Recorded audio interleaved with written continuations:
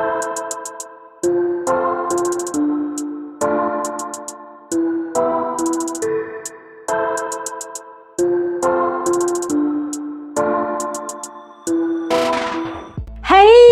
everybody, ketemu lagi bareng Mbak Yu di podcast Aragon GP part kedua.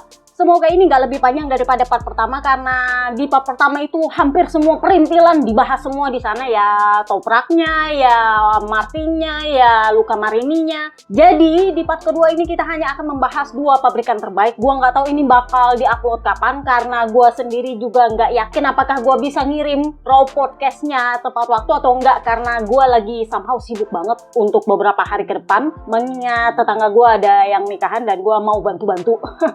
Jadi pulang nyangkul langsung ke sana. Nah, itu yang gue nggak tahu apakah masih sempat untuk ngirim raw podcastnya atau enggak. Yang pertama kita bahas adalah perkara soal Jorge Martin. Nah, Dr. Charte yang adalah wakil direktur klinik medisnya MotoGP yang sejak di Qatar itu menemani Jorge Martin pasca crash di Qatar, itu mengakui bahwa dia menemani Martin melakukan pemeriksaan terbarunya. Jadi kalau kalian mundur ke part pertama kan gue udah bilang bahwa dia setelah pulang dari Misano di Aprilia All-Star itu dia melakukan pemeriksaan kesehatan dan semuanya berjalan dengan baik kecuali scaphoidnya. Nah, waktu itu kan gue bilang di part pertama, penentunya adalah apakah Martin akan memaksa turun track dengan kondisi tulang scaphoidnya belum membaik atau enggak. Nah, Dr. Charte memberikan pernyataannya, mengingat dia adalah dokter yang punya hak untuk memberikan fit to ride kepada rider untuk nge-track atau enggak. Nah, ini dia bilang mengenai update kesehatannya Jurgen Mangkage Jorge Martin. Saya menemani Jorge hari Senin lalu di rumah sakit. Kondisinya membaik. Tulang yang patah itu sembuh dengan baik, tetapi dia butuh waktu untuk pulih. Dan saya tidak akan membiarkan dan mengizinkan dia kembali ke track sebelum dia pulih 100%. Artinya, tulang scaphoidnya itu menentukan. Gua jadi ingat ketika di Qatar, sebenarnya dia itu belum 100% sih tulang scaphoidnya. Tetapi waktu itu dokter Charte bilang, lu turun, kalau memang ada kenapa-kenapa, ya lu jangan paksa. Waktu itu kan, nah gua nggak tahu apakah faktor dia crash sebelum dia dilindas oleh Digia, itu apakah gara-gara tulang scaphoidnya yang dia gel-gel kena curb itu atau bagaimana. Tetapi gua rasa Dr. Charte sudah belajar bahwa dia nggak akan sembarangan ngasih fit to ride lagi ke Jorge Martin. Jadi ya kita lihatlah nanti seperti apa. Gua nggak akan bahas tes Aragon karena itu adalah perkara lain. Biar podcastnya nggak makin panjang dan gua nggak makin lama ngirim filenya dan admin akun nggak makin lama ngeditnya. Kita mulailah dari KTM Acosta. Ini adalah penyelamatnya KTM kalau menurut gua. Dia finish P4, miss 1 aja dari podium. Kalau Yamahanya Papa Lukas itu miss 1 aja dari top 10, dia miss 1 aja dari podium. Jadi dia bilang, ya kemarin saya mengalami beberapa masalah dengan ban depan terkunci. Itulah kenapa ketika balapan panjang dia menolak ikut arisan. Dia memakai ban depan hard sendirian, tetapi ban belakang tetap kak medium semua. Karena itu adalah ban paling keras di MotoGP. Kan ban belakang itu cuma ada soft sama medium, jadi ya mau nggak mau ya kena yang dijatah juga ban belakang. Tetapi ban depan dia menolak kena jatah. Dia pakai ban hard. Somehow itulah yang dalam tanda kutip menyelamatkan dia untuk tetap bertahan di track. Jadi dia bilang, kemarin saya punya masalah dengan kondisi ban depan yang terkunci. Hari ini saya memilih ban depan hard dan itu fantastis. Awalnya saya cukup agak kesulitan karena motor sedikit kurang bisa dikendalikan, tetapi strategi saya adalah mau menghentikan Pecco. Pada kenyataannya kami menemukan diri kami sangat dekat dengan Pecco pada beberapa kesempatan. Ya memang dia lebih cepat dari saya dan saya tahu bahwa dalam jangka panjang saya akan kehilangan kendali dalam battle, tetapi saya tetap bersenang-senang. Udah gue bilang dia ini adalah rider yang berguru lebih kepada Pecco daripada kepada Marc Marquez. Dia adalah rider yang sangat mengidolakan VR46, jadi agak sulit untuk membuat dia itu nggak suka sama Pecco. Sejelek apapun performanya Pecco, dia tetap seneng sama Pecco. Jadi dia bilang, Pecco adalah seorang gentleman, pria sejati, true man. Pecco adalah true man, dia selalu melakukan battle dengan bersih dan selalu menyenangkan berduel dengan dia, karena kami berdua berusaha memberikan yang terbaik. Sayangnya saya tidak bisa menghalangi dia saya karena saya kesulitan untuk melawan dia saat memasuki tikungan. Bahkan saya malah kehilangan dan kalah beberapa per 10 detik. Yang penting adalah kami berhasil memperkecil jarak dari para rider di depan. Nah, ditanyalah dia soal tesnya untuk Aragon. Jadi dia bilang, ya kalau mau ditanya apa yang mau diperbaiki, semua. Saya butuh lebih banyak tenaga, saya butuh peningkatan secara umum. Hal pertama yang harus difokuskan adalah traksi dan kemudian tikungan. Nah, dipancinglah dia sama Jono. Tahun lalu kan lu di podium, sekarang lu meleset dari podium. Jadi dia bilang, ya kita memang perlu memahami kenapa tahun lalu berjalan berbeda dengan tahun ini. Secara pribadi saya senang dengan akhir pekan ini, tetapi saya tidak bisa menganggap diri saya terlalu antusias sepanjang akhir pekan. Nah, gara-gara performanya yang berbeda sama tahun lalu, mulailah dia dipancing. Makanya gue bilang, Jono ini kenapa nggak mancing Quartararo soal toprak, justru mancing Pedro Acosta soal Ducati. Karena kan ini masih tetap diributin sama buzzer-nya Red Bull bahwa gimana caranya supaya Acosta pindah ke Ducati. Gimana caranya bisa mendepak Franco Morbidelli. Franco Morbidelli sementara di sisi lain ya nggak bisa juga, dia klasemennya 4 kak. Dia peringkat 4 klasemen, jadi sorry to say. Jadi ya gue nggak tahu kenapa selalu ada framing bahwa dia itu bakal ke Ducati. Somehow gosip berhembus sepoi-sepoi Tech 3 kemungkinan akan ke Ducati kalau bisa. Tapi ya Poncharal sih nggak mau memberikan kepastian karena dia adalah orang yang setia banget sama KTM, karena KTM itu bisa dibilang sangat menolong dia ketika dia hengkang dari Yamaha. Jadi gosip berhembus sepoi-sepoi ada kemungkinan Tech 3 justru ke Ducati untuk bisa menyelamatkan Acosta, bukan ke Honda. Meskipun Honda petinggi di Jepang, bukan papi perbuitnya ya, bersedia memberikan suplai motor kepada Tech 3, bahkan dengan subsidi kalau mereka perlu subsidi untuk bisa menampung Acosta.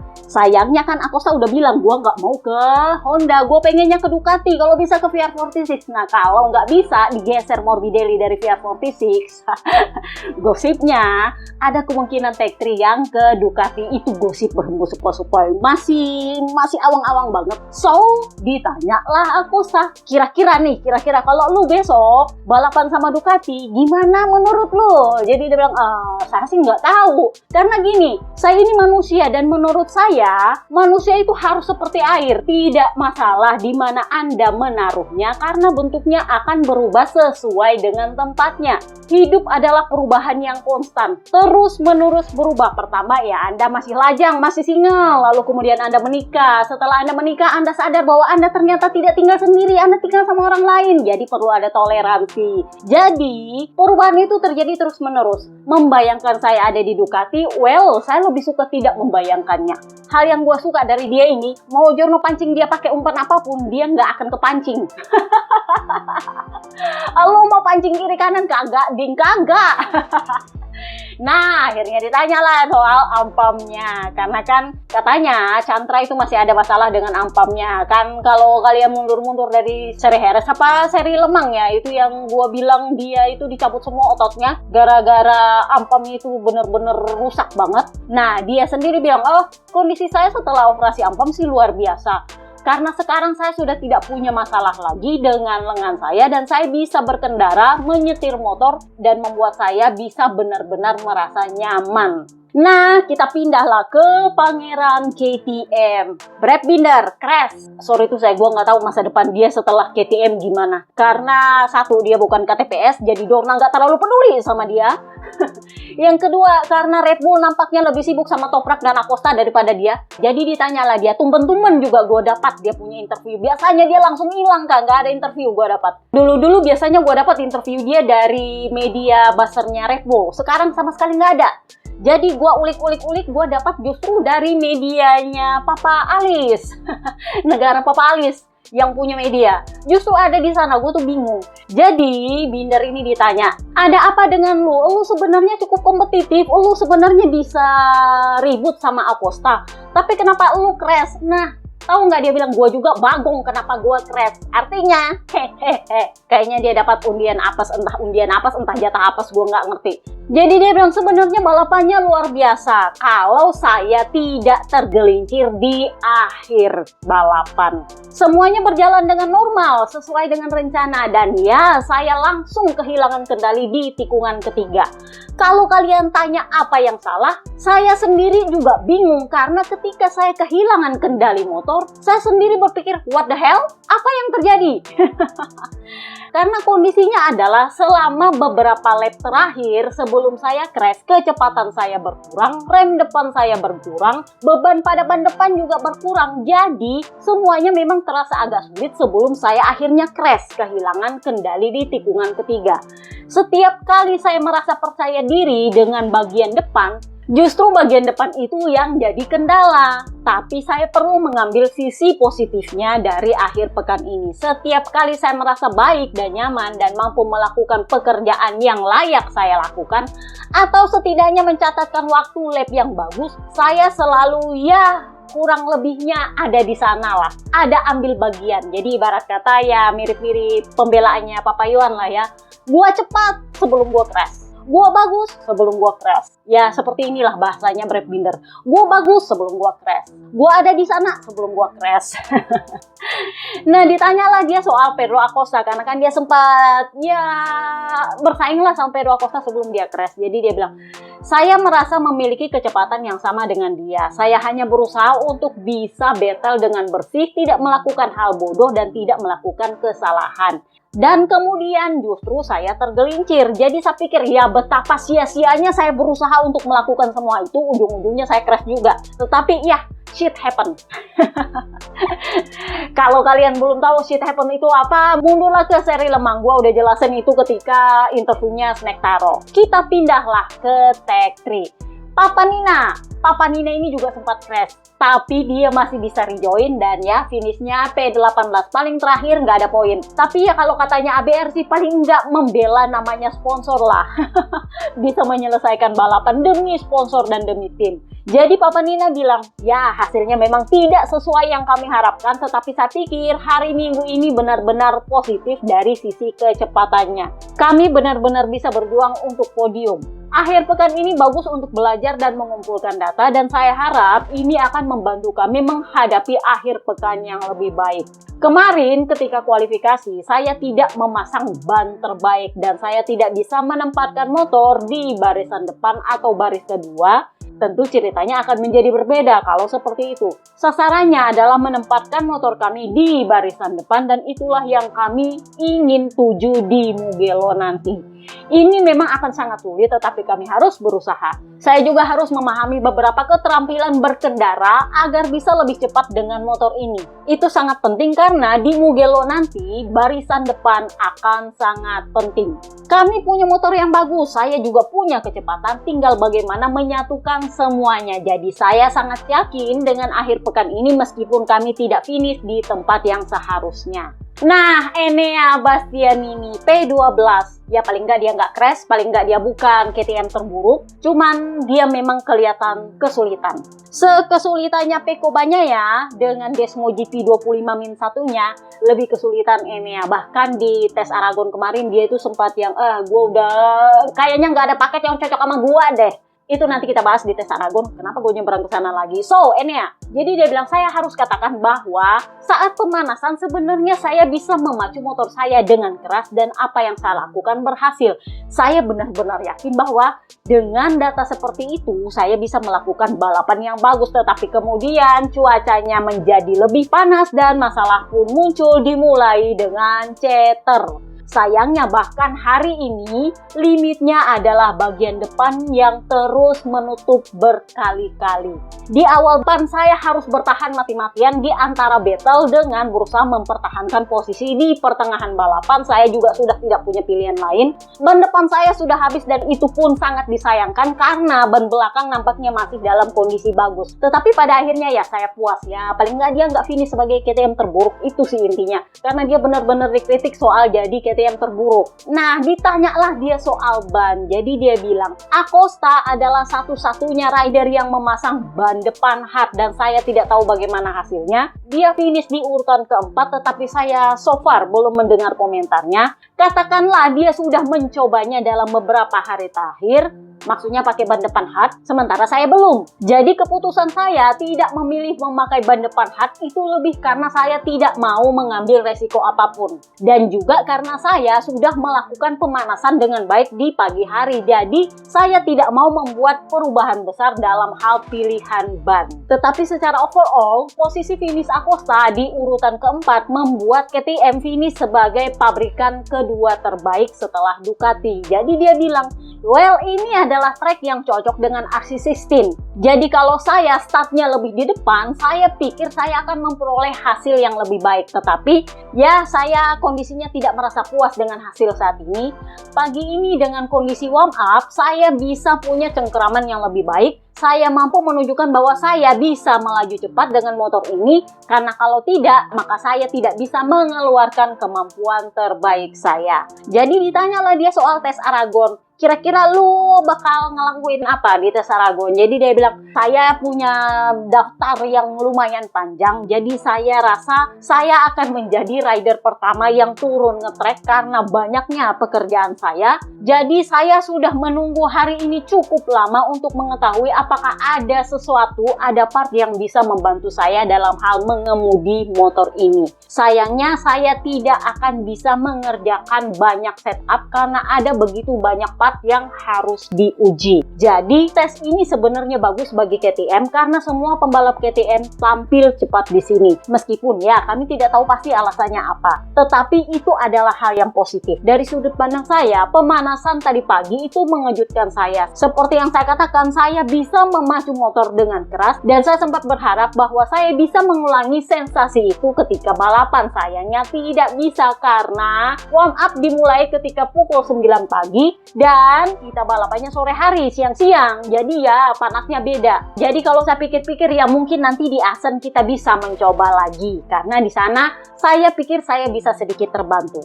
Nah, kita pindahlah ke Ducati. Cepat ya karena nggak ada perintilan. KTM juga udah lumayan adem setelah Bajaj mengambil alih. Yang ada cuman stikernya yang nongol lebih sering. Bahkan ketika tes Aragon mereka juga nongolin stikernya, itu doang. Jadi kita pindahlah ke Ducati. Di Gian Antonio finish P9.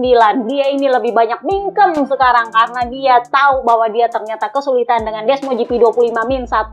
Setelah kemarin-kemarin bilang, motor kami ini sama, bla bla bla bla bla bla bla bla. Ujung-ujungnya ya ketahuan lah. Pada akhirnya euforia soal lu pakai motor pabrikan itu akan kembali ke lu punya sense bahwa oh ya ternyata ini motornya beda. Si Marc Marquez yang sibuk berisik mengatakan bahwa motornya sama padahal dia nggak pernah ngerasain Desmo GP24 juga.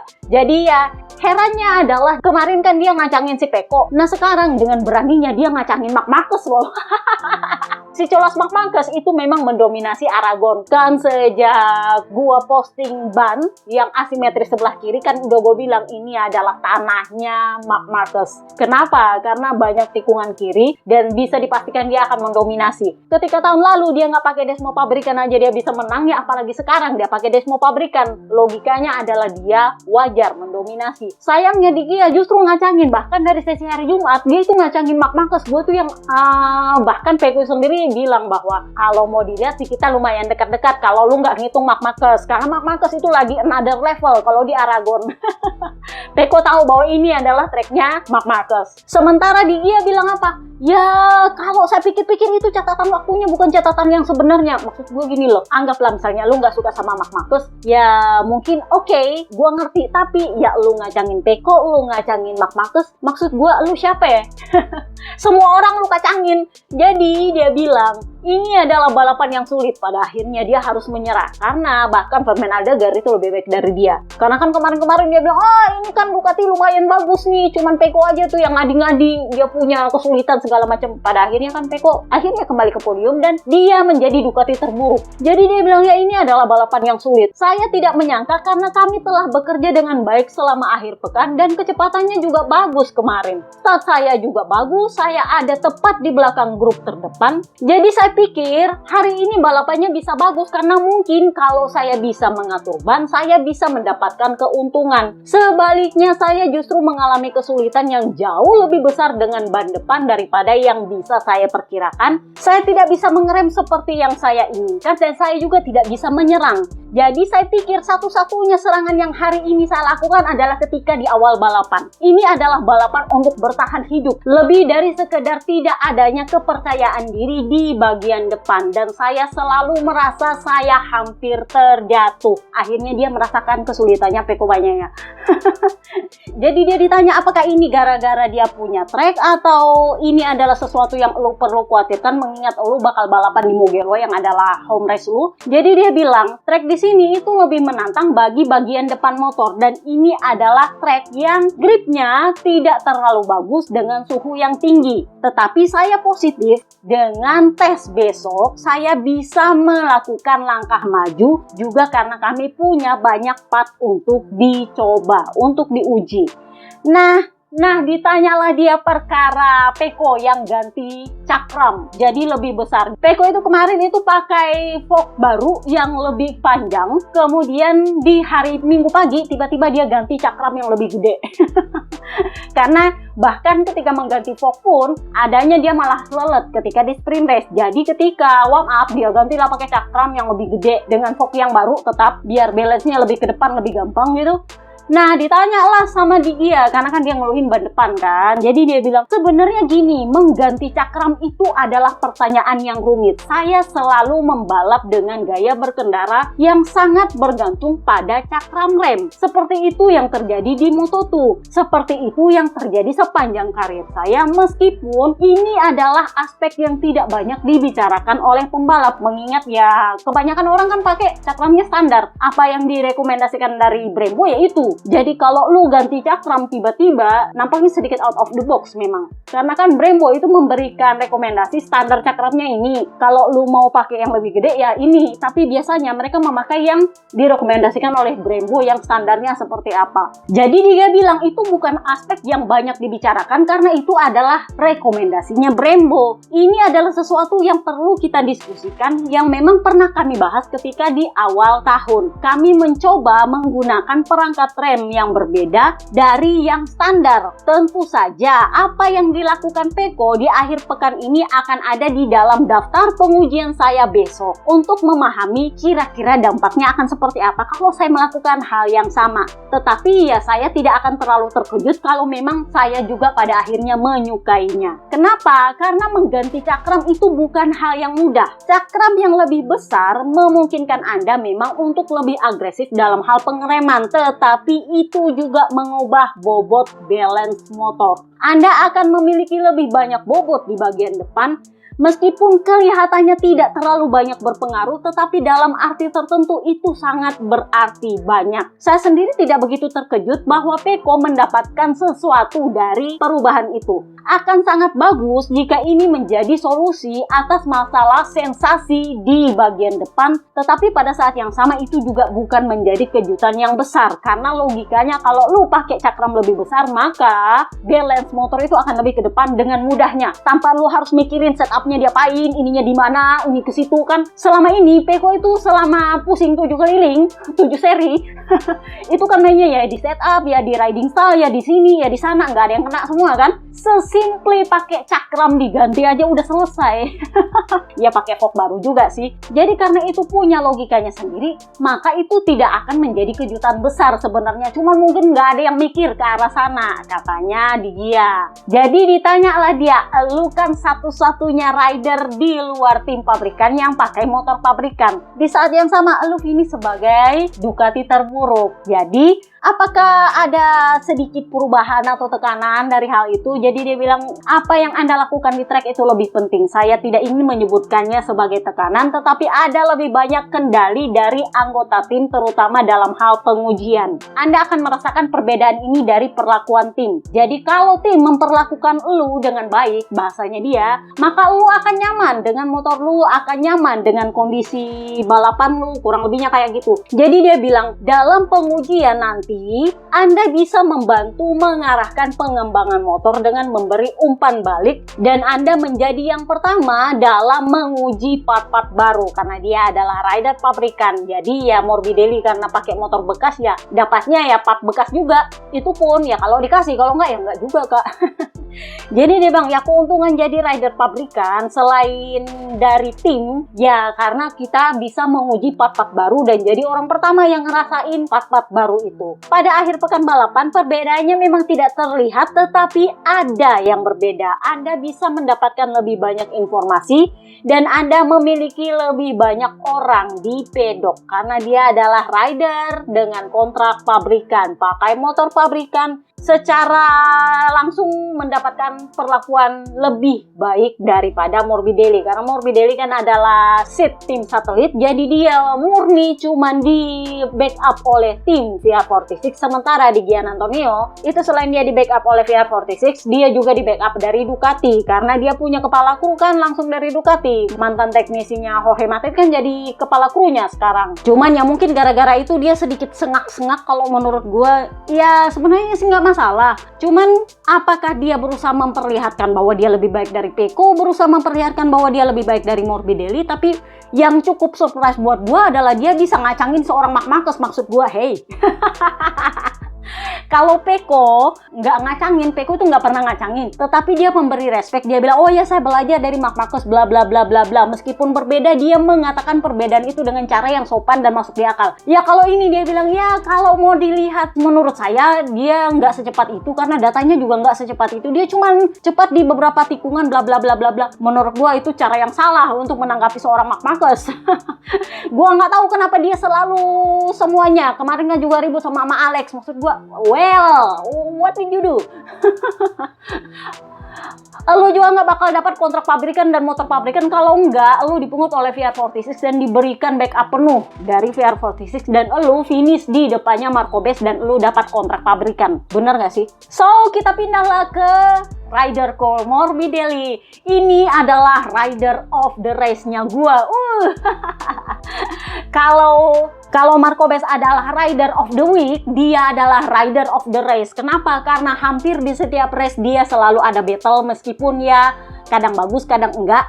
Tetapi selalu ada battle-nya dia. Dan kalau di Le Mans kemarin ketika hujan-hujan dia masih bisa battle sama Pecco dan dia ngalahin Pecco. Di Silverstone dia battle sama Marc Marquez. Nah, kemarin dia battle sama si Perman Aldegar. Jadi dia bilang, sebenarnya itu nggak seseru yang kalian lihat di televisi. Gua susah banget battlenya sama si Perman, itu susah karena saya harus mengambil banyak resiko untuk bisa battle sama dia. Itu kalau kalian lihat kayak senggol bacok, beneran senggol bacok deh ya. Ya udah main lutut, main siku, segala macam supaya dia punya motor itu nggak senggolan. Pada akhirnya dia menang battle melawan si Perman Aldegar dan dia finish P5. Jadi dia bilang, kalau kalian mau jujur, itu adalah balapan yang rumit bagi saya. Kenapa? Karena saya berharap bisa tampil lebih baik hari ini. Tetapi saya punya banyak masalah pada grip ban belakang di awal balapan dan saya mengalami beberapa momen besar, maksudnya hampir crash. Salah satunya adalah ketika memasuki tikungan 5. Saya kehilangan grip bagian depan di sana, kemudian di tikungan 9 dan 11 saya hampir tergelincir. Jadi saya sangat senang akhirnya bisa menyelesaikan balapan. Karena itu adalah balapan yang sangat menegangkan di mana saya berjuang untuk mempertahankan posisi saya. Untungnya saya berhasil melakukannya. Battle dengan Aldegar itu adalah battle yang hebat, tetapi saya sangat kesulitan di sana. Rasanya seperti akhir pekan ini, kami sudah bekerja dengan sangat baik di lap per lap, tetapi itu tidak cukup untuk balapan karena saya tidak memiliki potensi besar di awal balapan, baik di balapan sprint maupun di balapan panjang. Saya harus mengambil terlalu banyak resiko untuk comeback setelah melakukan start yang buruk. Jadi, di pengujian besok, penting bagi saya saya untuk menyelesaikan semua jadwal dengan baik agar saya bisa sampai di Mugello dengan kondisi prima. Kami semua sangat termotivasi karena itu adalah balapan kandang kami, home race kami. So, kita pindahlah ke Gresini, tentu saja ke rookie permen Aldegar yang battle sama Morbidelli. Dia pakai ori, yes, ban depannya medium, ban belakangnya medium. Jadi dia bilang mungkin kalau saya finish di posisi kelima, saya akan lebih bahagia. Tapi ya kita harus realistis, saya ini seorang rookie dan hari ini saya banyak berkembang. Akhir pekan berjalan dengan baik, kami belajar banyak dan juga meraih podium di sprint race. Hari ini kami menjalani balapan yang baik, kami berjuang dengan sangat keras dan bisa pulang dengan poin penting. Sayang sekali saya kalah dalam battle melawan Morbidelli karena saya yakin kami memiliki sedikit kemampuan, tetapi dia memang sangat sulit dikalahkan dan punya lebih banyak pengalaman. Kami akan berusaha keras di pengujian besok dengan memiliki lebih banyak lap dan lebih banyak pengalaman di atas motor. So, kita pindahlah ke emak Alex, finish P2. Ini setelah tahun lalu dia gagal finish gara-gara ngegulung Pecco. Gue tuh sepanjang balapan tuh berharap moga-moga nggak ada kenapa-kenapa lah ini berdua, terutama Pecco, karena kan lumayan trauma juga gue lihat dia kegulung kan tahun lalu. Soalnya dia tuh sampai dilindas sama motornya Ma Alex, coba. Udah gitu Ma Alexnya nggak merasa bersalah pula, heran gue. Jadi Ma Alex dia finish P2 di belakang kakaknya, kembali lagi menjadi Mr. P2. Jadi dia bilang ini adalah akhir pekan yang positif bagi kami. Kami tahu bahwa di Aragon Mark akan sangat kompetitif. Di FP1 kami sangat jauh tertinggal darinya, tetapi sesi demi sesi kami berhasil memperkecil jarak. Ini memang bukan balapan yang sempurna, tetapi balapan yang bagus bagi saya. Saya bisa mengawali balapan dengan baik. Rencana saya sebenarnya adalah memacu 4-5 lap pertama, tetapi ternyata Mark punya rencana berbeda. Nah, dengan apa yang dia bilang ini, dia ngomongnya sambil bercanda. Dia bilang, saya tidak menyangka bahwa dia memiliki cengkraman sebanyak itu. Dia ini bikin rekor, makin dekat finish, makin banyak rekor kecepatannya dia cetak. Bener? Jadi kalau kalian tanya apakah dia pakai ori atau enggak, jelas dia pakai ori. Jadi ya, Emak Alex sendiri bilang, saya tidak menyangka dia bakal punya grip sebanyak itu dan setahan lama itu ban dia. Jadi pada awalnya saya mencoba untuk mengejar dia, mencoba untuk menyalip dia, lalu kemudian saya berkata pada diri saya sendiri, oke, tetap tenang dan coba tetap untuk mengendalikan ban karena menghemat ban itu sangat penting. Dia sadar bahwa dia bukan kakaknya, dia nggak pakai ori, jadi dia nggak akan punya ban yang tersisa. Sementara kakaknya makin kesana makin cepat, makin kesana makin cepat, makin cetak rekor, nggak habis-habis bannya kak. Jadi dia bilang di akhir balapan saya memberikan push yang ekstra untuk bisa memperlebar gap dengan Pecco. Secara keseluruhan saya sangat senang kami bisa membatasi kerusakan dalam hal kejuaraan di akhir pekan, di mana Mark benar-benar kuat di sini. Jadi ya memang sebelum balapan Aragon, kedua bersaudara ini sempat diinterview perkara soal emaknya, Ibu Suri. Ibu Surinya Clan Marquez. Si Mark Marquez itu sempat posting bahwa dia lagi sama emaknya gitu kan. Nah ditanyalah si bungsu ini, itu kakak lu posting sama emak lu. Dia bilang, emak gue bilang dia bohong. Dia cuma pengen bikin senang kakak gue aja. Aslinya adalah dia pendukung sejati gue dan dia pengen gue jurdun. Ibu Suri nih kak, Ibu Suri. Ducati itu sampai ngeposting mamanya Marc Marquez itu pakai baju merah dan nongol di pedoknya Marc Marquez karena kan selama ini dia selalu ada di Gresini, sama juga papanya lebih sering di pedoknya Ma Alex daripada di pedoknya Ducati kan. Cuman sama emaknya nongol di pedoknya Marc Marquez kapan hari pakai baju merah, jadinya diposting lah sama Ducati. Jadi Ma Alex bilang, emak gua bilang dia cuman palsu-palsuan berusaha untuk nyenengin kakak gua aja. Aslinya dia adalah pendukung sejati gua. Jadi Emak Alex ditanya, tahun lalu kan lu ribut sama Pecco. Nah tahun ini Pecco juga hampir ngejar lu. Kalau lu nggak ngepush sedikit lebih keras di akhir balapan, mungkin dia ada kemungkinan ngejar lu. Jadi dia bilang, ya saat Anda punya Pecco di belakang, sulit untuk tetap tenang. Dia sudah memenangkan 2 gelar dan Anda tidak boleh meragukannya. Saya melihatnya lebih cepat beberapa per 10 detik dari saya, dan saya tahu dia akan mencoba untuk terus melaju. Pada saat itu, satu-satunya hal yang bisa Anda lakukan adalah tidak kehilangan konsentrasi dan tidak boleh melakukan kesalahan. Tetapi saya tahu bahwa saya punya sesuatu yang lebih dari dia, itulah yang berhasil saya lakukan. Dan di akhir balapan, ketika saya menyadari bahwa ban saya lumayan masih bagus, saya kembali melaju untuk bisa memperlebar gap. Besok akan ada tes dan itu akan menjadi hari yang penting untuk mencoba meningkatkan performa motor lebih baik lagi. Nah, ditanyalah dia soal performanya Peko. Dia kembali ke podium setelah 7 keliling pusing sama motornya. Jadi Ma Alex bilang, saya tahu akan tiba saatnya Peko akan kembali cepat. Ada 2 balapan yang akan datang yang bisa menjadi momen kelahiran dia kembali, dan kami hanya bisa terus menghadapi kejuaraan ini seperti yang sudah dan sedang kami lakukan. Hari ini adalah hari Minggu yang penting setelah 2 akhir pekan yang negatif seperti di Lemang dan Silverstone. Hari ini penting untuk menutup balapan dengan baik dan bagus, dan kami berhasil melakukannya. Podium di home race bersama kakak saya itu benar-benar istimewa karena ini sama seperti di Jerez, tetapi di sana saya kehilangan dia di podium karena dia kan crash kemarin si Marc Marquez, jadi nggak bisa finish di podium. Jadi dia bilang ini sama seperti di Jerez, cuman bedanya di Jerez saya nggak punya dia di podium. Nah, sekarang di home race ini saya punya dia di podium dan kami bisa merayakannya bersama. Jadi kami bisa bersenang-senang sebagai keluarga yang utuh. Kami tidak bisa selalu seperti ini, jadi kami ingin bisa menikmati momen-momen seperti ini. Saya juga senang atas kemenangan dia, tetapi bagaimanapun dia tetap adalah saingan saya di klasemen.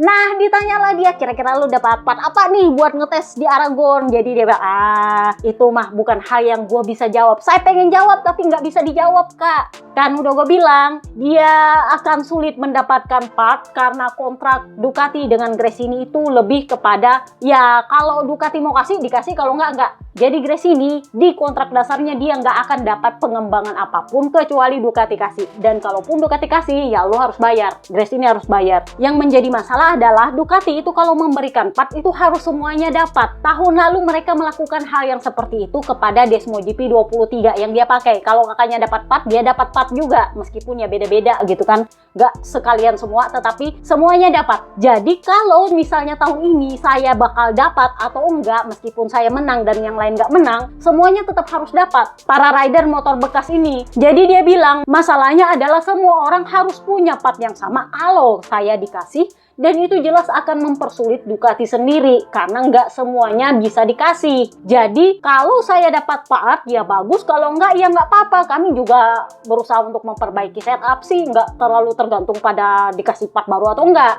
Jadi karena bukan saya yang memutuskan, lebih baik saya tidak menjawab pertanyaan itu. Memang beberapa part kecil memang bisa membantu, tetapi kami adalah tim independen, tim satelit, dan kami punyanya adalah Desmo GP24. Keputusan untuk memberikan part baru itu ada di tangan orang lain, dan kalian pasti tahu siapa yang saya maksud.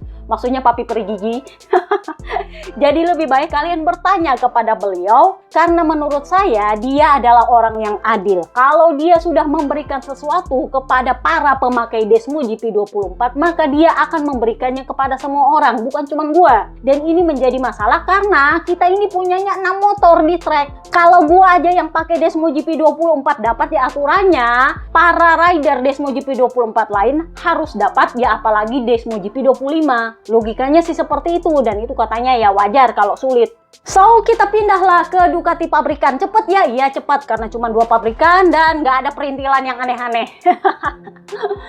Kita bahaslah Ducati. Raja Ducati, ikan hiu di luar rencana, Pecco Bagnaia. Gue tuh lupa hari Sabtu apa ya hari Minggu, gue tuh bangun dengan pikiran bahwa apakah gue salah kasih julukan dengan Pecco karena Pecco nampaknya makin kesini makin kesulitan. Oh ya, di sprint race kan dia sama sekali nggak bisa ngapa-ngapain. Dia finishnya P12 coba.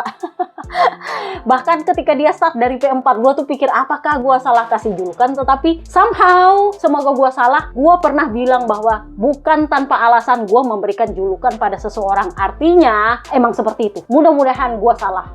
So Peko mulai dari sesi hari Jumat dia memakai fork baru. Ramon Forcada ketika Aragon belum dimulai itu sempat mengkritik Peko dengan bilang bahwa 6 Ducati ini pakai fork sama semua dari tahun lalu. Karena kan meskipun Ducati mengakui bahwa mesin tahun ini adalah Desmo GP24, yang membedakan itu cuma swing armnya, forknya sama semua. Nah, katanya Ramon Forcada 6 Ducati ini forknya sama semua, tapi cuman Peko yang nggak cocok sama ini barang. Itu yang aneh ya, karena emang mesinnya udah beda, lu mau apa? Karena dia nggak suka mesinnya, ya mau nggak mau sensasinya juga akan beda dengan fork yang sama. Jadi diberikanlah dia fork baru yang lebih panjang. Kalian bisa lihat kalau di YouTube, gua nggak tahu apakah admin akun akan kasih, tapi kalian bisa lihat di sesi FP2 kalau nggak salah ya, gua posting di blog, kalian lihat aja. Itu forknya memang lebih panjang daripada aslinya yang mereka pakai biasanya. Dan waktu itu Peko bilang kok sensasinya juga nggak beda jauh. Ya kalau lap per lap ya lumayan lah. Gua lumayan bisa dipakai kalau pakai ban medium, tapi pakai ban soft ya sami mawon, nggak ada sensasi yang bagus. Jadi ketika dia memakai ban soft itu di sprint race, ya amburadul lah dia punya balapan. Dia finish P12 kak. Ganti fork adanya malah tambah banyak kesulitan dia. Jadi ketika Marc Marquez bilang ini motor Desmo GP24 dengan motor tahun ini yang saya pakai itu sama aja. Nah, Giorno mancing ke dia. Marc Marquez bilang sama aja itu motor. Ini kan udah bahasa dari Silverstone kemarin, dia bilang motor ini sama aja kok. Padahal dia nggak pernah ngerasain pakai Desmo GP24 soalnya. Nah, sementara Desmo GP24 yang kemarin dia pakai pramusim, menurut dia itu sama aja. Menurut gua justru Desmo GP24 yang dia pakai itu adalah motornya yang sekarang. Makanya wajar dia bilang sama aja. Karena Desmo GP24 yang dia pakai sepanjang pramusim, yang Peko pikir itu adalah Desmo GP24 yang sebenarnya, semoga gua salah bahwa sebenarnya itu adalah Desmo GP25-1 yang dia pakai sekarang. Makanya Marc Marquez bilang, menurut saya ini motor sama aja. Ya wajar, itu kan motor yang sama yang lu pakai pramusim. Gimana sih? Mudah-mudahan gue salah. Jadi dipancinglah sama Giorno ke Peko. Peko bilang gini, karena dia itu nggak pernah ngerasain pakai Desmo GP24 yang sebenarnya, karena gue yang bikin itu motor Desmo GP24. Coba kalian tanya sama yang pakai Desmo GP24, rider satelit itu tanya, kalau mereka bisa menguji Desmo GP25, kalian tanya perbedaannya apa. Sebenarnya sih lebih bagus kalau Alex Marquez yang menguji, karena dia bagus pakai Desmo GP24 dan dia tahu sensasi terbaiknya seperti apa. Jadi kalau dia pakai Desmo GP25, kalian bisa tanya perbedaannya apa dari sensasi terbaiknya. Karena Marc Marquez kan nggak pernah pakai itu Desmo GP24 ketika balapan. Nah, sementara dia dengan beraninya bilang, motor tahun lalu sama motor ini sama kok. Ya iyalah, lu kan cuma menguji ketika pramusim, dan ketika pramusim yang lu pakai, sorry to say, semoga gua salah, justru adalah motor yang lu pakai sekarang. Makanya lu mendominasi karena lu udah terbiasa dengan itu ketika tes pramusim. Nah, sementara Peko karena berpikir itu adalah Desmo GP24 yang beneran Desmo GP24, malah nggak pernah menguji itu sama sekali. Dia sibuk sama GP25 yang emang beneran GP25. Dia sama sekali nggak menguji motor yang diuji oleh Marc Marquez karena berpikir itu Desmo GP24 yang dia sudah sangat kenal sekali. Jadi ngapain gua nguji motor yang udah gua tahu, gua pakai balapan musim lalu. Kurang lebihnya kayak gitu kan. Jadi Peko ketika di hari Sabtu itu sempat bilang akan menjadi ide yang bagus kalau ada rider yang pakai Desmo GP24 sekarang yang pakai balapan itu mencoba menguji Desmo GP25. Dan kalian tanya apa bedanya? Karena cuman saya yang pernah pakai itu Desmo GP24 untuk balapan, dan saya tahu sensasi terbaiknya seperti apa, dan saya tahu apa bedanya dengan Desmo GP25-1 sekarang. Akan lebih baik kalau itu adalah Alex Marquez, karena dia sangat bagus di Desmo GP24. Dia tahu apa kelebihan dan kekurangannya, dan dia pasti bisa membedakan apa bedanya Desmo GP25-1 dengan Desmo GP24 yang sebenarnya. Jadi ketika di warm up, ya kalian bisa lihat sebenarnya dia nggak terlalu bagus sih di warm up, tetapi memang sensasinya berbeda. Dia pakai cakram yang lebih gede. Biasanya kan 340 apa 345. Itu standar cakramnya Brembo untuk Aragon. Kalau mau cakram yang lebih gede dengan kaliper yang lebih gede, itu biasanya di Red Bull Ring. Itu memang ekstra karena itu adalah balapan yang amat sangat menuntut pengereman, dan trek lurusnya lumayan panjang kalau nggak salah. Jadi ya memang itu pengeremannya sangat dituntut di sana. Jadi biasanya cakramnya lebih gede dengan kaliper yang lebih besar. Nah, si Peko ketika dia bilang bahwa dia mengganti fork, dia bilang itu adalah solusi out of the box yang tiba-tiba saya pikirkan setelah Silverstone. Jadi setelah saya gonta-ganti setup dari yang baik-baik saja sampai ke setup yang radikal, saya akhirnya kepikiran gimana kalau saya ganti fork yang lebih panjang sehingga beban ke bagian depan itu lebih banyak. Ya sayangnya sensasinya sama, gak ada beda jauh. Ya bagus ketika pakai ban medium, tapi ketika pakai ban soft, itu disaster. Nah ini juga di Gia sempat ngacangin, dia bilang ban soft sama ban medium juga sensasinya kurang lebih sama. Gue tuh bingung sama satu rider ini, hobi banget ngacangin orang sih. Jadi ketika ganti cakram, dia bilang, ya saya menggantinya. Kami tidak pernah memikirkan hal ini, tetapi itu memungkinkan saya untuk mengambil langkah maju yang besar. Saya bisa mengerem lebih sedikit dan bisa berhenti lebih baik. Jadi kan karena cakramnya lebih gede, dia bisa menghentikan motor tanpa harus yang mati-matian ngerem. Di saat yang sama motornya juga berhenti lebih baik. Jadi dia bilang, ya ini adalah sebuah kepuasan yang kalau kalian ingat-ingat terakhir saya podium 3, saya sempat ngedumel. Ya gua ingat-ingat di mana dia podium 3 terakhir ya. Itu yang dia bilang level saya itu bukan level P3. Nah sekarang dia bilang, ya setelah 2 akhir pekan yang buruk, kali ini finish podium membuat saya merasa lebih bisa merayakannya. Dia tuh sambil ketawa karena dia bilang setelah 2 DNF yang bikin pusing gua, akhirnya gua bisa podium, itu memang patut dirayakan. Meskipun ya terakhir kali saya podium saya agak-agak sedikit kesel. Jadi dia bilang mungkin di sprint race kemarin ada hal lain yang terjadi sehingga saya sulit melaju cepat, adanya malah saya pelan banget dan saya tidak bisa menikung tanpa rem depan menutup, sehingga balapan seperti hari ini nampak seperti jauh di awang-awang ketika saya balapan sprint race. Tentu saja yang menjadi masalah sebenarnya bukan cuma masalah cakram rem. Kemarin saya sangat kesulitan karena saya tidak bisa berbuat apapun, mulai dari pengereman hingga masuk tikungan. Rem depan saya selalu gagal di setiap titik. Tetapi sejak pagi ini saya mulai merasa lebih baik. Cakram rem yang lebih besar membuat saya bisa mengendalikan pengereman lebih baik dan bisa masuk tikungan dengan lebih baik, dan itu adalah keuntungan yang besar. Berarti ini ide jenius dong. Jadi dia bilang kalau mau dibilang ide jenius sih enggak, cuma ya memang itu adalah think outside the box tentang apa yang kita anggap remeh, tapi ternyata kadang itu bisa membuat perbedaan. Pada hari ini hal itu membantu saya untuk bisa memiliki lebih banyak kestabilan dan bisa sedikit lebih memaksakan atau melepaskan rem dengan sedikit lebih mudah tanpa terlalu banyak on off. Ini adalah langkah maju yang baik juga karena berdasarkan data, selama beberapa akhir pekan terakhir saya adalah orang yang paling banyak berurusan dengan rem, dan pada saat yang sama saya melakukan deselerasi lebih sedikit daripada orang lain. Ini adalah hal yang perlu dievaluasi. Artinya dia ngerem tapi ternyata motornya itu nggak melambat. Makanya dia bilang saya paling banyak berurusan dengan rem, tetapi di saat yang sama saya adalah orang yang melakukan deselerasi paling sedikit. Jadi ditanyalah dia soal dia ngejar-ngejar sama Alex. Jadi dia bilang, ya saya berusaha untuk mengikuti Alex Marquez, tetapi dia lebih cepat dari saya. Saya mencoba untuk menyerangnya, tapi dia tidak melakukan satu kesalahan pun meskipun berada di bawah tekanan. Dia sekarang sudah berkembang lebih baik daripada tahun lalu.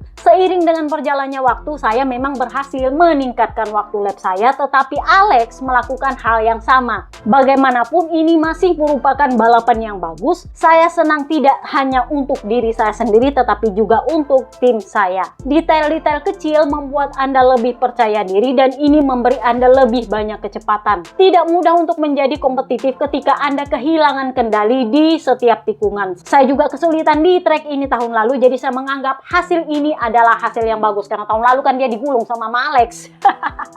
Jadi ditanyalah dia, jadi setelah lu ganti fork, lu ganti cakram rem, kira-kira apa langkah selanjutnya? Jadi dia bilang, sejauh ini kami belum menemukan solusi untuk semua masalah, tetapi ada sesuatu yang bisa membantu saya. Itu yang kami temukan sekarang. Besok kami akan menjalani hari pengujian dan akan penting untuk terus meningkatkan performa. Saya ingin pergi ke Mugello dalam kondisi yakin bahwa saya setidaknya bisa berjuang untuk kemenangan. Di Aragon saya tidak pernah memiliki kesempatan itu. Jadi ditanyalah dia setelah sprint race kemarin, dia kelihatan amat sangat putus asa. Jadi ditanya sama Giorno, kalau lu nggak mikir ke arah itu, apakah lu sempat berpikir bahwa lu nggak akan menemukan solusi? Jadi dia bilang, saya tidak pernah berpikir bahwa saya tidak menemukan solusi. Saya tahu saya akan menemukan solusi, cuman perkara waktu dan bagaimana. Jadi saya tidak pernah ragu karena saya adalah orang yang positif. Hari ini saya kehilangan poin di kejuaraan karena dia selisihnya jadi makin banyak. Dia tertinggal 93 poin dari pemilik nomor 93. Sebuah kebetulan yang menurut gua nggak ada yang kebetulan. Jadi dia bilang, saya memang kehilangan poin di klasemen lagi, kembali makin banyak gapnya, tetapi saya berhasil mendapatkan kepercayaan diri. Itu yang sangat penting setelah 2 balapan terakhir yang ya you know lah ya hasilnya DNF. Posisi ketiga terakhir saya adalah di Jerez dan itu saya malah kesel. Jadi sekarang mendapatkan posisi yang sama, saya malah seneng. Jadi kalian bisa lihat betapa cepatnya manusia berubah untuk posisi finish yang sama. Jadi dia sendiri ngekek. Tetapi yang saya tahu bahwa saya juga harus terus bekerja untuk memperkecil jarak dengan para Marquez Brother. Itu tujuan saya. Selisih 93 poin menurut saya bukan hal yang tepat untuk dipikirkan. Karena kondisinya saat ini, terakhir kali saya finish adalah DNF. Dan ini adalah finish pertama saya setelah 2 DNF. Jadi bukan rahasia lagi bahwa Mark memang lebih cepat saat ini dan Alex sudah melakukan pekerjaan dengan baik. Saya hanya mau fokus pada diri saya sendiri untuk meningkatkan feeling saya dan kembali berjuang untuk menang. Podium ini merupakan kelegaan bagi saya dan saya mengerti bahwa saya harus lebih banyak bekerja pada diri saya sendiri daripada motor. Jadi gosipnya dia itu dapat SP dari Ducati gara-gara dia selalu membahas GP 24, 24, 24, 24. Karena dia selalu membandingkan motor yang tahun lalu. Nah, bagi para Ducati, lu nggak bisa kayak gitu, Peko. Lu mau membahas itu pun nggak bisa balik lagi. Karena ini mesinnya berbeda, homologasinya beda. Kecuali lu pakai mesinnya Desmo GP 24, lu bisa balik lagi. Lah, ini kan mesinnya beda. Mau lu bahas juga sampai kiamat, nggak akan balik lu ke Desmo GP 24 karena udah kadung di homologasi. Dia gosipnya dapat SP dari Papi Perigigi. Itulah kenapa dia bilang, saya mengerti bahwa saya harus lebih banyak bekerja pada diri saya sendiri daripada dengan motornya. Dan karena alasan ini, saya juga punya guru yang baik di sebelah pedok saya, maksudnya Marc Marquez. Karena Marc hampir tidak pernah mengubah apapun pada motornya. Ya memang karena sejak tes pramusim dia pakai itu sebenarnya. Jadi dia nggak akan perlu mengubah-ubahnya. Ya di Silverstone kemarin dia mengubah setup cuman karena dia merasa nggak nyaman, tetapi perubahan besarnya nggak ada. Mengingat dia sudah pakai itu sejak tes pramusim, jadi dia udah terbiasa dengan itu. Nah sementara Peko karena nggak terbiasa, ya diubah sini, ubah sana, ubah sini, ubah sana, kan pusing. Dan pada akhirnya ternyata yang harus dirubah ya forknya sama cakramnya, bukan setupnya, bukan riding stylenya, bukan apapun di motor, simply merubah cakram rem. Nah ditanyalah dia soal Acosta, dia kan sempat battle sama Acosta karena kan gara-gara itu dia sempat sedikit teralihkan dan agak kesulitan untuk mengejar sama Alex. Jadi dia bilang, ketika Anda battle itu selalu menyenangkan. Pedro sangat cepat dan bisa memanfaatkan ban depan dengan sempurna. Bedanya adalah motor kami lebih kompetitif dan ini memungkinkan saya untuk menang battle, tetapi Acosta sudah memperlihatkan kekuatan yang luar biasa hari ini. Saya tidak ingin mengatakan bahwa dia membuat saya membuang-buang waktu, juga karena saya tidak tertinggal terlalu jauh dari Alex Marquez ketika saya battle dengan dia. Memang benar, saya tidak mau ketinggalan dari Alex Marquez, tetapi setiap Pedro menyerang saya bisa merespon dia, dan juga itu berhasil berkat kecepatan Ducati di trek lurus. Dipancinglah dia, sama seperti Acosta dipancing. Kira-kira kalau Acosta ke Ducati gimana nih? Jadi dia bilang, ya tentu saja kalau dia naik Ducati, dia akan berjuang untuk podium dan bisa menjadi kompetitif. Kita semua tahu potensinya. Pedro ini adalah rider yang cepat, bahkan sekarang dengan KTM yang tidak sekompetitif dulu, dia bisa cepat. Jadi kalau dia pakai motor kami, dia akan lebih baik. Nah, Christian Gabarini, dia punya kepala kru, sempat ditanya soal ganti cakram remnya. Jadi Gabarini itu yang senyum-senyum. Jadi dia bilang, ya memang kadang-kadang ternyata solusi yang kita cari itu justru bukan di setup, bukan di utak-atik motornya, justru di tempat lain yang kita sama sekali nggak pikirkan. Saya ingat ketika saya menjadi kepala krunya Jorge Lorenzo, kami sesimpli hanya perlu ganti tangki.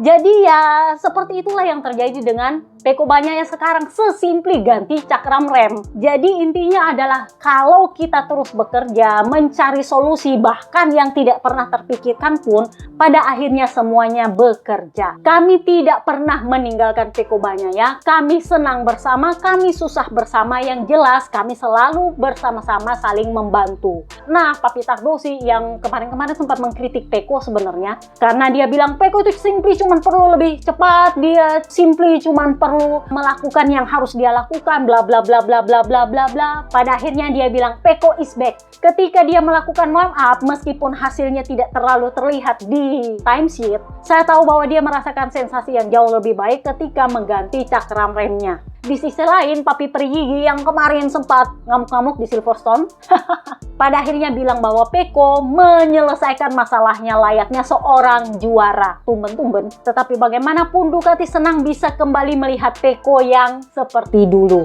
Ya, let's see. Gosipnya dia senang sama fairing barunya di tes Aragon, tapi nanti kita bahas itu di tes Aragon. Kita pindahlah ke Marc Marquez, pemenang Aragon GP. Dia ini akhirnya hure-hure setelah kemarin gagal di Texas, gagal di Jerez. Akhirnya dia bisa hure-hure di home race dia bareng sama adiknya. Di depan para penyembah dia. Jadi meskipun yang hadir cuma 112.000 orang, pas 120.000 orang, tapi vibe-nya itu udah ala-ala Lemang yang pokoknya rame lah ya. Kalau kalian lihat Lemang yang berisik, udah kayak gitu Aragon kemarin, cuman bedanya adalah yang datang lebih sedikit daripada Lemang. Lemang kan yang datang berapa? 300.000 orang. Hari Minggu aja 120 atau 150.000 orang. Sementara di Aragon, kemarin yang datang itu cuma 50.000 orang. Lebih banyak Mandalika malah 60 ribuan orang. Ya, kalau yang dihitung itu beneran. Tapi berisiknya lumayan lah ya. Jadi dia bisa hure-hure bawa adiknya, ada emaknya di situ. Jadi dia bilang, ini adalah akhir pekan yang sempurna. Saya memimpin semua sesi dan merasa nyaman dalam semua kondisi. Seperti yang diharapkan, saya memulai balapan dengan sangat baik. Dan kemudian yang lain perlahan-lahan semakin dekat. Hari ini sensasi dalam balapannya fantastis. Saya merasa sangat baik sejak awal balapan. Ketika saya mencoba mengendalikan ban saya sedikit demi sedikit. Setelah 5 lap pertama, saya merasa lebih baik dan lebih baik dan lebih baik. Saya senang untuk tim yang sudah melakukan pekerjaan yang baik dan kita lihat apakah kita bisa membuat langkah maju di tes besok. Sayangnya, dia tidak bisa memimpin tes Aragon kemarin, yang memimpin justru Papa Nina sama Bes. Jadi ditanya lagi dia sama Jono, apakah perlu lu ibarat kata show off nih mendominasi dari FP1 sampai balapan panjang. Jadi dia bilang ini adalah saat yang tepat untuk melakukannya. Tetapi tentu saja kami juga mengharapkan hasil ini. Saya juga sudah mengalami beberapa hal kecil ketika kualifikasi. Saya tergoda untuk melakukan lebih yang diperlukan. Jadi hari ini, baik kemarin di sprint race maupun di hari ini di balapan panjang, saya berusaha mengelola situasi dengan cara terbaik dan saya mencapai tujuan yang harus kami capai karena kami ingin memperjuangkan poin di klasemen, yaitu mendapatkan poin sebanyak mungkin di sirkuit yang menguntungkan. Hari ini penting untuk menang dan menjauhkan diri saya dari rider peringkat kedua klasemen, yaitu Alex. Karena setelah ini ada Mugello di mana dia sangat cepat dan Peko juga sangat cepat. Saya akan mencoba untuk tetap bersama mereka seperti di Silverstone untuk mendapatkan poin sebanyak mungkin. Karena kalau kami ingin memperjuangkan gelar, kami tidak boleh mengulang kesalahan. Terutama kesalahan seperti di Austin yang merupakan kesalahan besar.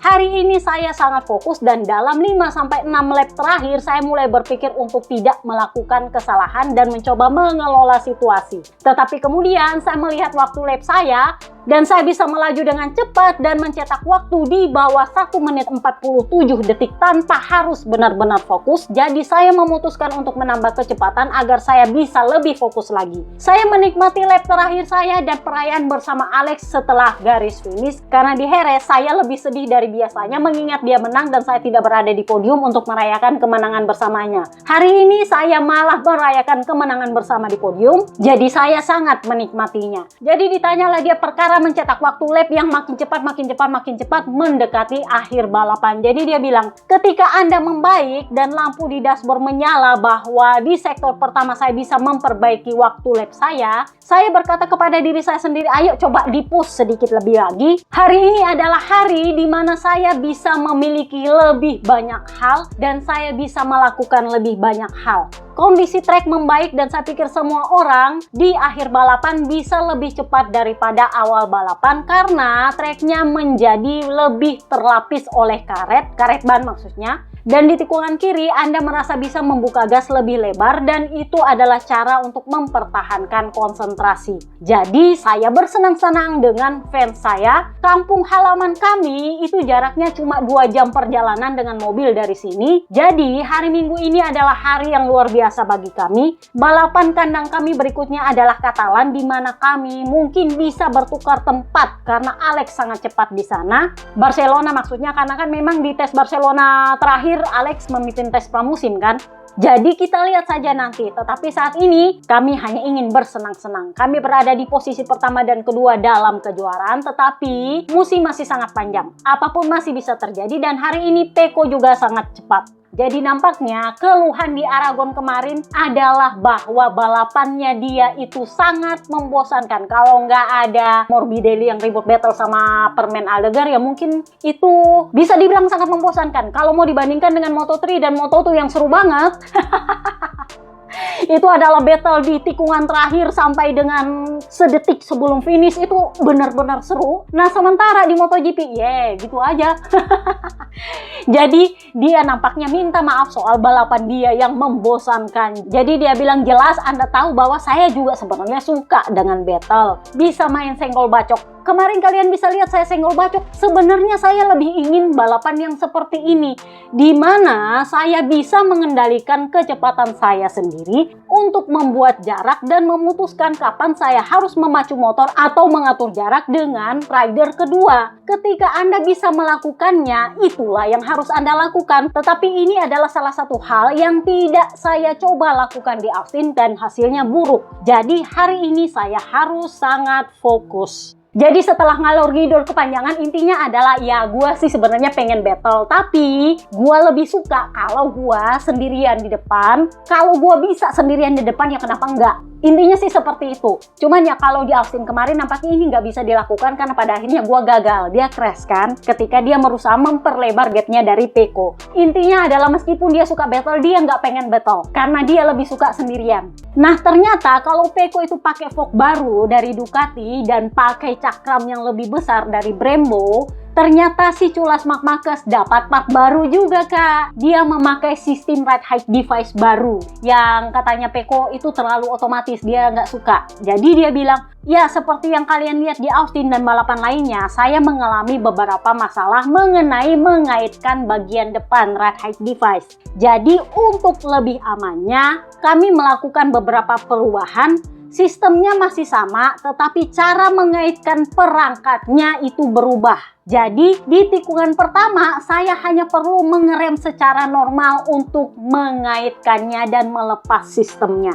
Jadi kan ketika di Silverstone kemarin, sama Alex kan itu crash gara-gara ride height device yang harus mengerem sangat dalam untuk bisa mengaitkan dia punya hole shot. Nah di akhir pekan ini si Culas Marc Marquez itu pakai sistem baru yang lebih otomatis, yang kalau dia aktifkan dia nggak perlu mengerem terlalu dalam untuk bisa mengaitkan kembali ride height device-nya. Yang nggak perlu yang mati-matian direm supaya berhenti beneran untuk bisa mengaitkan ride height device. Dia cuma perlu ngerem secara normal, itu udah balik lagi ke kait. Jadi cuma perlu diaktifkan, nanti terkait secara otomatis kalau dia ngerem dengan normal. Jadi ditanyalah dia soal gap poinnya yang sudah 93 poin. Jadi dia bilang, saya belum berpikir bahwa gelar sudah di tangan saya. Saya tidak mau berpikir begitu karena memang saya sudah memulai musim dengan sangat baik di antara Thailand dan Jerez.